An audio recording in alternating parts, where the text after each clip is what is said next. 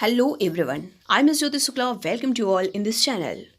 Gurur Brahma, Gurur Vishnu, Gurur Devo Maheshwara, Guru Sakshat Param Brahma, तस्मै श्री गुरुवे नमः। मेरे सभी गुरुजनों को मेरी तरफ से शिक्षक दिवस की बहुत बहुत बधाइयाँ। मेरे गुरुजन, आपने बचपन से लेकर आज तक मेरा जो मार्गदर्शन किया है उसके लिए मैं सदैव ही ऋणी रहूँगी। आपका स्थान सदा से ही सर्वोच्च रहा था, है और सदैव ही रहेगा।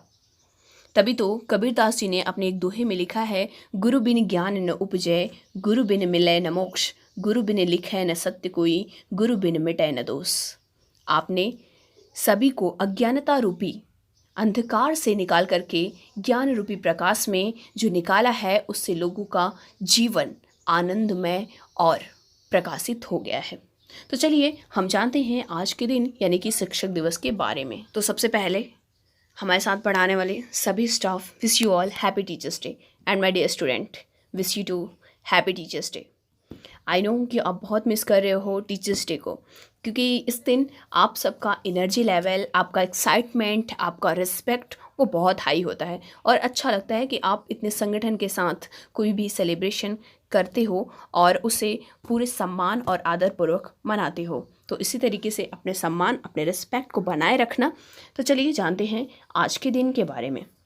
भारतीय संस्कृति के संवाहक, प्रख्यात शिक्षाविद, महान दार्शनिक, आस्थावान हिंदू विचारक, भारत के प्रथम उपराष्ट्रपति, द्वितीय राष्ट्रपति किंतु अद्वितीय राष्ट्रपति, भारत रत्न से सम्मानित डॉक्टर सर्वपल्ली राधाकृष्णन जी को सत सत नमन।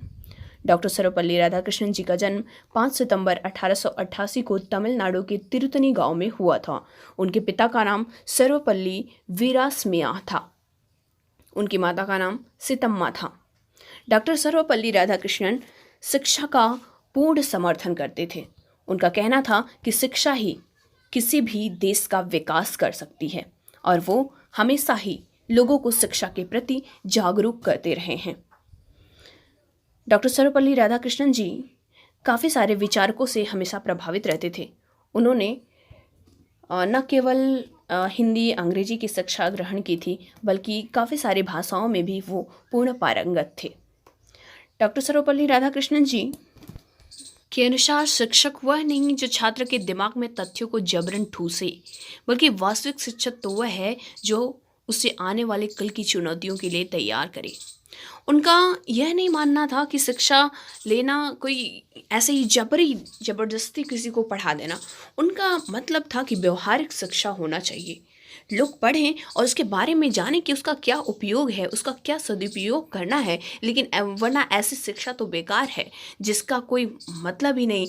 ऐसी शिक्षा ग्रहण करने का क्या फ़ायदा जो उसके संस्कारों में नहीं दिखती हो। दार्शनिक होने के कारण डॉक्टर राधाकृष्णन ने शिक्षा को शाश्वत जीवन की प्राप्ति के साधन के रूप में परिभाषित किया है।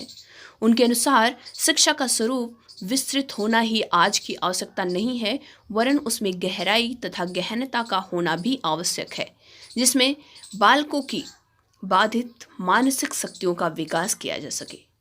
तो शिक्षा होना चाहिए, लेकिन एक गहराई से शिक्षा होनी चाहिए। शिक्षा के क्षेत्र में डॉक्टर राधाकृष्णन ने जो अमूल्य योगदान दिया है वह निश्चय ही अविस्मरणीय है। शिक्षा का लक्ष्य है ज्ञान के प्रति समर्पण की भावना और निरंतर सीखने रहने की प्रवृत्ति। वह एक ऐसी प्रक्रिया है जो व्यक्ति और ज्ञान और कौशल दोनों प्रदान करती है तथा इनका जीवन में उपयोग करने का मार्ग प्रशस्त करती है। सर्वपल्ली राधाकृष्णन जी स्वतंत्र भारत के प्रथम उपराष्ट्रपति बने 13 मई 1952 से लेकर के 12 मई 1962 तक और द्वितीय राष्ट्रपति बने 12 मई 1962 से लेकर के 13 मई 1967 तक। उसके बाद इससे पहले 1931 में इन्हें ब्रिटिश द्वारा, अंग्रेजों के द्वारा सर की उपाधि दी गई थी। 1954 में इन्हें भारत रत्न की, जो कि भारत का सर्वश्रेष्ठ पुरस्कार होता है, उसके रूप में इन्हें सम्मानित किया गया। सर्वपल्ली राधाकृष्णन जी 1931 से लेकर 36 तक आंध्र प्रदेश विश्वविद्यालय के वाइस चांसलर थे। उसके बाद ऑक्सफोर्ड यूनिवर्सिटी में 1936 से लेकर 1952 तक प्राध्यापक रहे थे। कलकत्ता विश्वविद्यालय में 1937 से लेकर 41 तक प्रोफेसर रहे थे। फिर 1939 से लेकर 48 तक काशी विश्वविद्यालय के चांसलर रहे। दिल्ली विश्वविद्यालय के चांसलर 1953 से लेकर 1962 तक रहे और यूनेस्को में 1946 में इन्होंने अपनी उपस्थिति दर्ज कराई और उसे गाइड किया था। राधाकृष्णन जी द्वारा एक कमीशन का गठन किया गया था जिसे हम राधाकृष्णन आयोग के नाम से जानते हैं, या उच्च शिक्षा आयोग के नाम से, या विश्वविद्यालय शिक्षा आयोग से। ये जो था, ये first commission of independent India यानी कि स्वतंत्र भारत का ये पहला कमीशन था।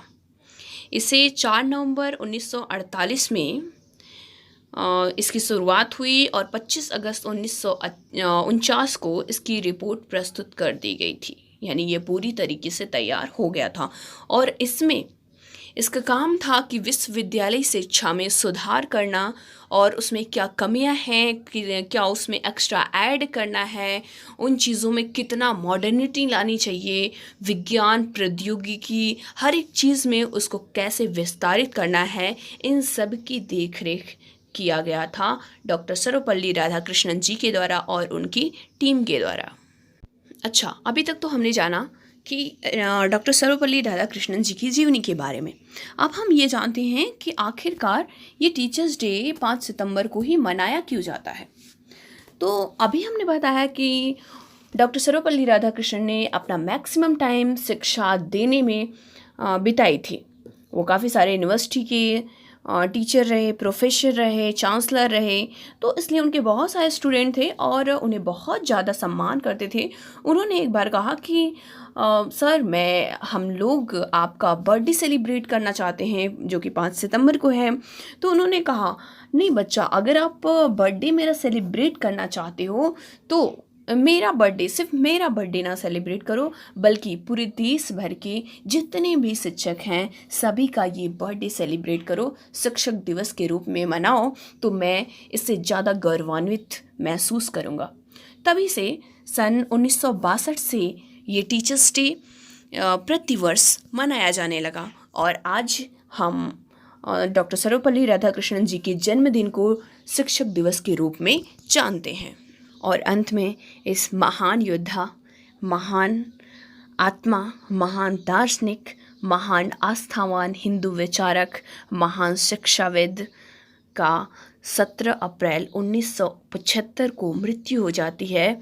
हम ऐसे महान लोगों के लिए हमेशा कामना करते रहेंगे कि ऐसे लोग हमेशा हमारी धरती पर, हमारे देश में जन्म लेते रहें और हमें हमारी संस्कृति, हमारी सभ्यता, हमारे विचार जितने भी हैं सबसे हम लोगों का मार्गदर्शन करते रहें। डॉक्टर सर्वपल्ली राधाकृष्णन जी सदैव सबके विचारों में रहेंगे, सबके दिमाग में रहेंगे, सबके दिल में रहेंगे और उनका नाम अमर हो गया है। Thanks and thanks for watching.